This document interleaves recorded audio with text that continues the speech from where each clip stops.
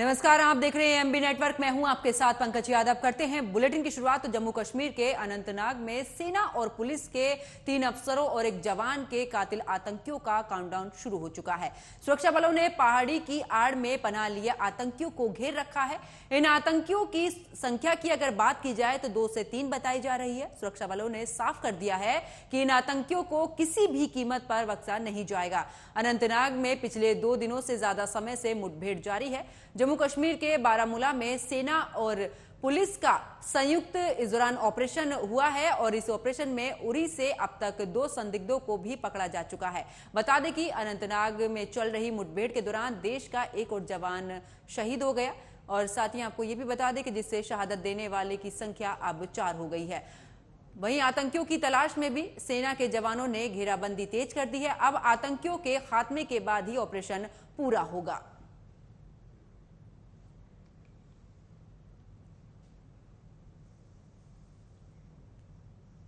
खबरों में आगे बात करते हैं, जहां पर तमिलनाडु के सीएम स्टालिन के बेटे उदयनिधि की ओर से सनातन के ऊपर बयानबाजी का मामला अब सुप्रीम कोर्ट तक पहुंच गया है। अब सुप्रीम कोर्ट में याचिका दाखिल कर उदयनिधि और डीएमके के बाकी नेताओं पर कार्रवाई का भी आदेश देने की मांग की गई है। इन सभी नेताओं के खिलाफ एफआईआर दर्ज कर समुचित कानूनी कार्रवाई करने का आदेश देने की मांग की गई है। बता दें कि मद्रास हाईकोर्ट में प्रैक्टिस करने वाले वकीलों ने सुप्रीम कोर्ट में यह याचिका दाखिल की है। इस याचिका में स्टालिन को सनातन पर आगे कोई टिप्पणी न करने का भी निर्देश देने और सनातन धर्म के खिलाफ सभी बैठकों पर रोक लगाने का भी अनुरोध किया गया है। तो देखिए, जिस तरीके से उदयनिधि स्टालिन की तरफ से सनातन धर्म को लेकर विवादित बयान दिया गया था और उसके बाद अब आपको बता दें कि यह पूरा मामला जो है वो सुप्रीम कोर्ट पहुंच चुका है और मद्रास हाईकोर्ट के वकीलों ने याचिका दाखिल की है और साथ ही इस दौरान यह भी कहा है कि इस तरीके के बयान आगे ना हो और साथ ही जिस तरीके से यह बयान दिया गया है इसके बाद उन पर कार्रवाई की जाए, यानी कि एफआईआर दर्ज की जाए। उदयनिधि स्टालिन ही नहीं, डीएमके के कई नेताओं के खिलाफ भी एफआईआर दर्ज करने की इस दौरान मांग की गई है।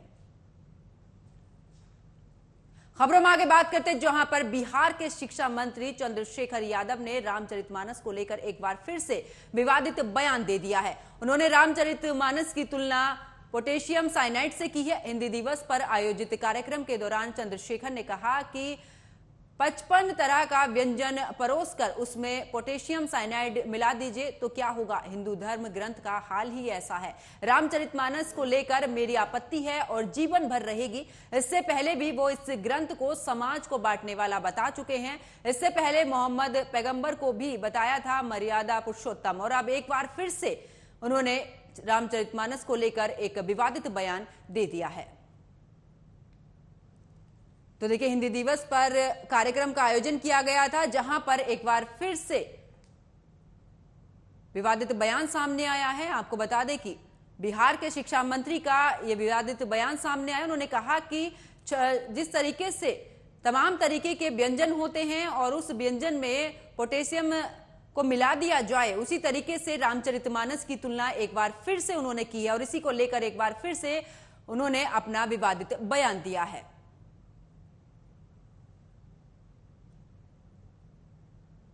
कहा तो जिनवा पर 10 करोड़, मोहन भागवत कहा तो फिर पर 10 रुपया को ने रखा, हमको इस बात का दुख है।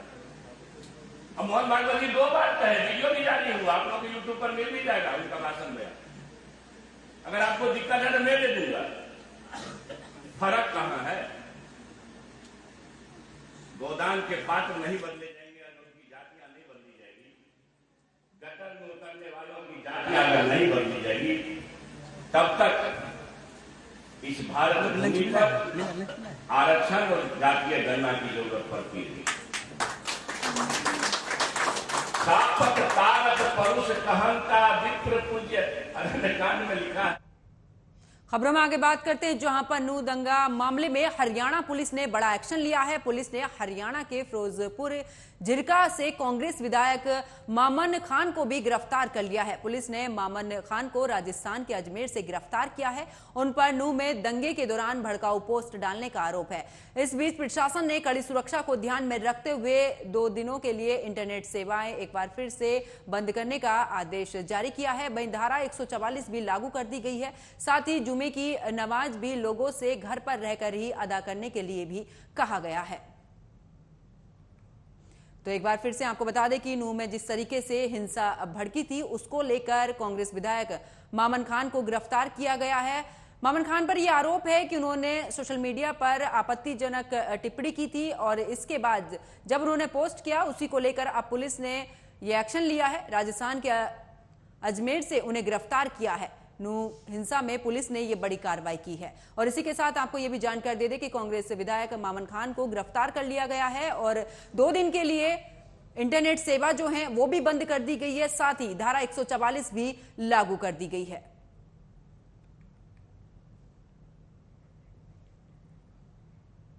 और रुक करते इस वक्त की बड़ी खबर का। लखनऊ से इस वक्त की बड़ी खबर सामने आ रही, जहां पर यूपी लोकसभा चुनावों को लेकर बीजेपी ने कमर कस ली है। इस वक्त की बड़ी खबर जहां पर आपको बता दें कि यूपी लोकसभा चुनावों को लेकर बीजेपी ने कसी है कमर। जिला स्तर पर संगठन में बड़ा फेरबदल।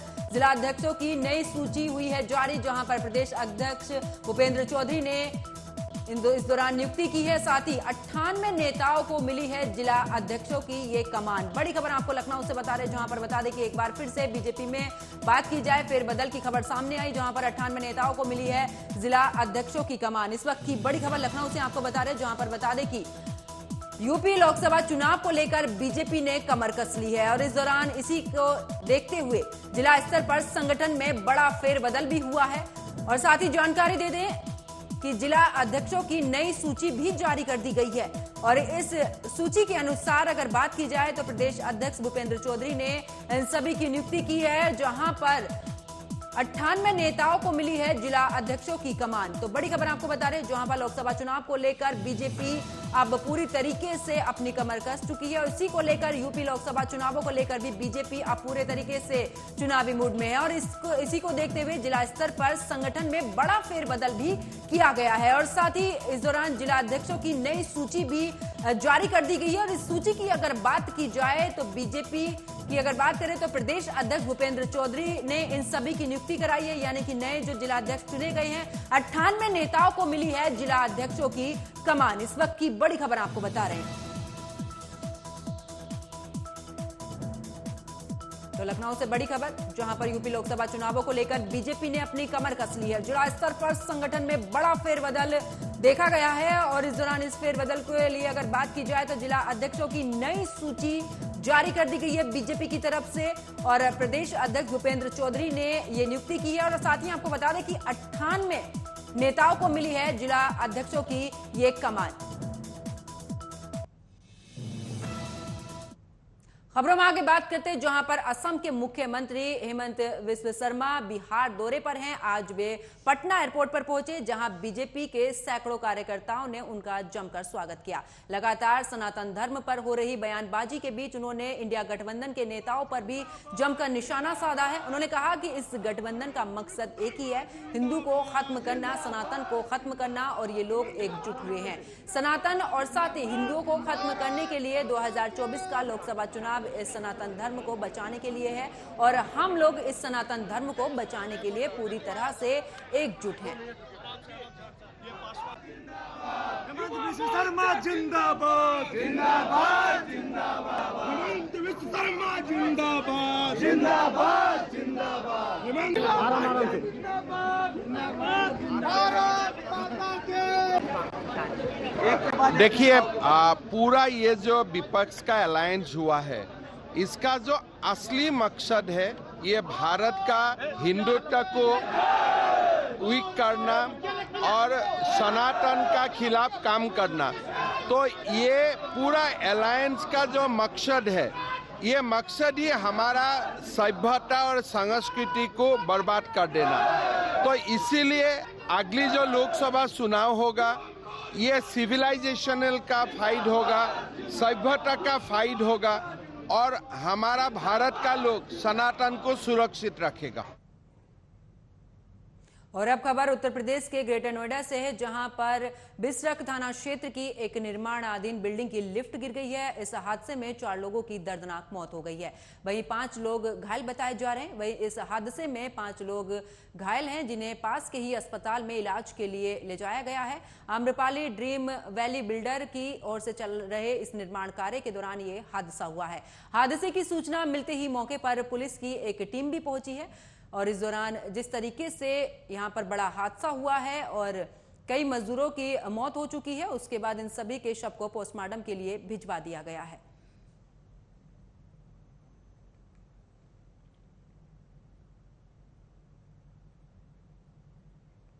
तो ग्रेटर नोएडा का यह पूरा मामला है, जहां पर आपको बता दें कि आम्रपाली बिल्डिंग में बड़ा हादसा हुआ है और इस दौरान आपको बता दें कि जिस तरीके से वहां पर कार्य किया जा रहा था बिल्डिंग को बनाने का, इस दौरान लिफ्ट में गिरने की वजह से 4 मजदूरों की मौत हो चुकी है, जबकि 5 घायल हैं।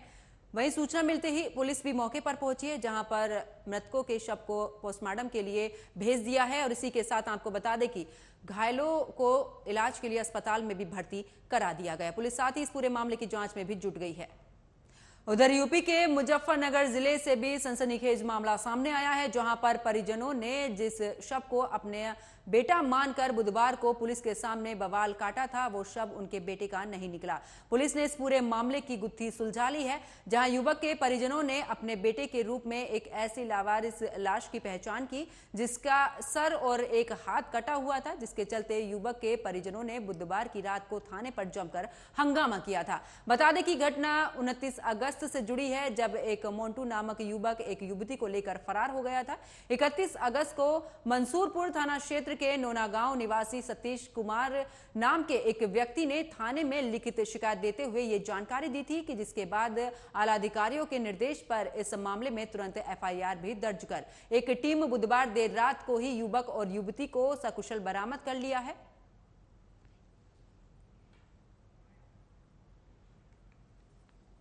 इस प्रकरण में अवगत कराना है कि दिनांक 31 अगस्त को नौना गांव के रहने वाले सतीश ने आके मंसूरपुर थाने पर एक तहरीर दी थी और उस तहरीर में बताया था कि 29 तारीख को उनकी लड़की गांव के ही एक लड़के द्वारा बहला फुसला कर ले गई है। गांव का लड़के का नाम बताया था कि मोंटी पुत्र सुरेश ने उनकी लड़की को बहला फुसला कर ले गए हैं। इस संबंध में मंसूरपुर थाना पर तत्काल अभियोग पंजीकृत कर लिया गया था और लड़की की सुरक्षित बरामदगी के लिए टीमें लगा दी गई थी। लड़के के परिजनों द्वारा, जिस लड़के के ऊपर आरोप था कि उन्होंने गांव के लड़के लेके गया है, उसके परिजनों द्वारा मेरठ जनपद के दौराला थाना क्षेत्र की एक डेड बॉडी जो मिली हुई थी 9 तारीख को, उसको पहचान करते हुए बताया कि ये हमारे लड़के मोन्टू की बॉडी है और इस पर जो है इन लोगों ने अग्रिम कार्रवाई किया कि हमें डेड बॉडी दे दी जाए। इस संबंध में दौराला थाना से इनके परिजनों के मोन्टू के परिजनों से बात हुई थी, तो उन्होंने बताया था कि वो डेड बॉडी जिसमें सिर और बाजू कटे हुए थे, लेकिन इनके द्वारा शरीर से पहचाना गया था। फिर इसमें पुलिस टीम लगी हुई थी और बाद में ये जानकारी प्राप्त हुई कि इनका जो लड़का मोन्टू है, जिसकी पहचान की गई है इनके द्वारा, गलत पहचान की गई है और मोन्टू जो है सुरक्षित है और वो आ गया घर। खबर गाजियाबाद के कौशाम्बी थाना क्षेत्र से है, जहां पर वैशाली सेक्टर 4 इलाके के मार्केट में स्थित मिनी फूड प्लाजा शॉप में देर रात अचानक भीषण आग लग गई, जिसके बाद मौके पर अफरा तफरी मच गई। घटना की सूचना फायर विभाग को भी दी गई, जिसके बाद फायर विभाग की टीम मौके पर पहुंची और कड़ी मशक्कत के बाद 3 फायर ब्रिगेड की गाड़ियों की ओर से आग पर काबू पाया गया। हालांकि आग की वजह अभी तक साफ नहीं है, लेकिन हादसे में दुकान पूरी तरह से जलकर खाक हो गई है। साथ ही अन्य 3 दुकानें भी मामूली रूप से आग की चपेट में आ गई। हालांकि इस आग से लाखों का सामान जलकर राख हो गया। आज लगभग 19:25 पे सेक्टर 4 में मिनी फूड कॉर्नर दुकान नंबर 5 में आग की सूचना मिली थी। तत्काल हमारी 3 गाड़ियां घटनास्थल पे रवाना की गई और अग्निशमन अधिकारी वैशाली के नेतृत्व में आग को पूर्ण रूप से बुझा दिया गया। इस घटना में किसी प्रकार की कोई जनहानि नहीं है।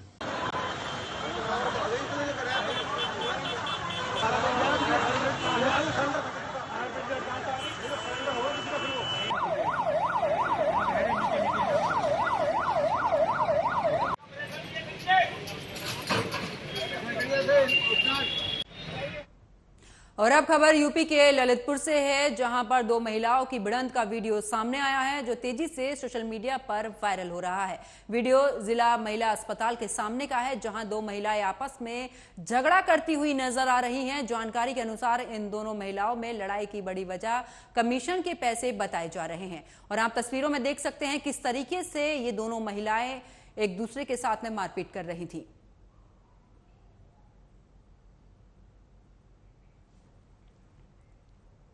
उधर यूपी पुलिस अपराधियों पर लगाम लगाने के लिए लगातार दबिश दे रही है। अब खबर मथुरा के वृंदावन इलाके से सामने आ रही है, जहां पर पुलिस और शातिर वाहन चोरों के बीच में हुई मुठभेड़ में शातिर चोर गोली लगने से घायल हो गया है। पुलिस ने बदमाश को इलाज के लिए जिला अस्पताल में भर्ती कराया है, जहां उसका इलाज चल रहा है। मामला बीती रात का है, जहां पर शातिर वाहन चोर मनीष चोरी की गई स्कूटी को बेचने के लिए आया था। सूचना मिलते ही पुलिस ने बदमाश की घेराबंदी शुरू कर दी। जहां पर पुलिस ने उसे पकड़ने का प्रयास किया तो उसने फायर कर दिया, जिसके जवाब में पुलिस ने भी फायरिंग की और इसी के दौरान मनीष के पैर में गोली लगने से वो घायल हो गया। मुठभेड़ में घायल हुआ शातिर वाहन चोर मनीष अंतर्राज्यीय चोर है और उस पर उत्तर प्रदेश के अलग अलग थानों में 19 मुकदमे और राजस्थान में 3 मुकदमे दर्ज हैं। पुलिस ने बदमाश के पास से चोरी की स्कूटी, 12 बोर का तमंचा और कारतूस भी बरामद किए हैं।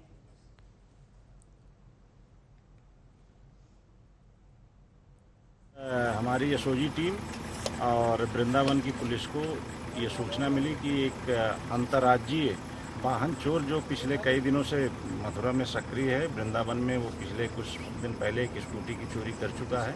आज फिर वो किसी चोरी के ही प्रयास में आया है। इस सूचना पर हमारी टीम जब उसका पीछा की तो ये कुंभ क्षेत्र में उससे अपने को घिरता देखा। अपने को घिरता देखते हुए उसने पुलिस पार्टी पर फायर किया। पुलिस ने जवाब में फायरिंग की, जिसमें उसके पैर में गोली लगी है। उसे अस्पताल भेजा गया है। उसके पास से चोरी की स्कूटी जो 24/8 को चोरी हुई थी वृंदावन से, वो बरामद हुई है। अवैध शस्त्र, खोखा कारतूस और जिंदा कारतूस बरामद हुआ है। इस अपराधी पर करीब 24 मुकदमे अब तक प्रकाश में आए हैं, जो पूर्व से दर्ज हैं। ये अंतर्राज्यीय वाहन चोर है, जिसको आज गिरफ्तार करने में एसओजी और वृंदावन पुलिस को। और खबर अब बिहार के फतुहा से है, जहां के सुरगापर गांव में दूध के बकाया 400 रुपए को लेकर शुरू हुआ विवाद खूनी खेल में तब्दील हो गया। दो गुटों के बीच इस विवाद में गोलीबारी इस कदर हुई कि 3 लोगों की मौत हो गई। वहीं एक शख्स जिंदगी और मौत की जंग लड़ रहा है। शुरुआती जांच में पुलिस ने बताया कि दोनों पक्षों के बीच बकाया राशि को लेकर विवाद हुआ था। पटना अब तक इस मामले में 12 लोगों की गिरफ्तारी की गई है। एक राइफल और एक शॉटगन और साथ ही 12 खोखे भी मौके से पुलिस ने बरामद कर लिए हैं। तो बिहार के फतुहा का यह पूरा मामला है, जहां पर बता दें कि बकाया 400 रुपए को लेकर दो पक्षों में जमकर इस दौरान मारपीट हुई है। और साथ ही आपको बता दें कि दूध के 400 रुपए को लेकर यह विवाद खूनी खेल में बदल गया, जहां पर दो पक्षों के बीच में गोलीबारी भी हुई है। और इस दौरान आपको बता दें कि पुलिस ने मौके पर भी पहुंची है और साथ ही कई लोगों को गिरफ्तार किया है। वहीं इस विवाद में 3 लोगों की मौत हो चुकी है, जबकि एक व्यक्ति गंभीर रूप से घायल बताया जा रहा है, जो जिंदगी और मौत के बीच में लड़ रहा है। मिली है कि ग्राम सुरगापर, जो पटना थाना अंतर्गत है, इसमें 3 व्यक्तियों की आपसी गोलीबारी में मृत्यु हो गई है। इस सूचना के सत्यापन आवश्यक कार्रवाई में थानाध्यक्ष फतुहा तुरंत घटनास्थल पर पहुंचे और सभी लाशों को अस्पताल में लाए हैं, फतुहा कम्युनिटी हॉस्पिटल में, और यहां से पोस्टमार्टम हेतु भेजा जा रहा है। और पुलिस बल मौके पर कैंप कर रही है। स्थिति अभी सामान्य है। एक अन्य व्यक्ति की भी सूचना मिली है कि घायल हो गए, उनका भी इलाज एनएमसीएच में कराया जाए। और मेरे साथ फिलहाल खबरों में इतना ही। आप देखते रहिए एमबी नेटवर्क। नमस्कार।